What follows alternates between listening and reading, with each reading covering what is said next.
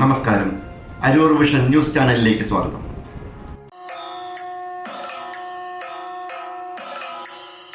അരൂർ കളത്തിൽ ശ്രീ സുബ്രഹ്മണ്യ സ്വാമി ക്ഷേത്രത്തിലെ പൂയ മഹോത്സവത്തിന് ഇന്ന് കൊടിയേറി. ഏപ്രിൽ 6-ാം തീയതി ഞായറാഴ്ച ആറാട്ടോടുകൂടി ഉത്സവം പരിസമാപിക്കും.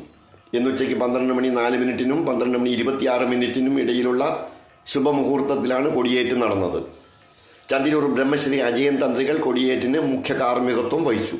ക്ഷേത്രം മേൽശാന്തി PS രാജേഷ് ശാന്തികൾ സഹകാർമ്മികനായി. തുടർന്ന് കൊടിയേറ്റ് സതിയും നടന്നു.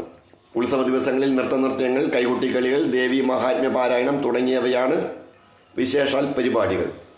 ഏപ്രിൽ 6-ന് നടക്കുന്ന ആറാട്ട് മഹോത്സവത്തോടനുബന്ധിച്ച് രാവിലെ 9 മുതൽ കാഴ്ച ശ്രീബലിയും വൈകിട്ട് 4 മണി മുതൽ പകൽപൂരവും നടക്കും.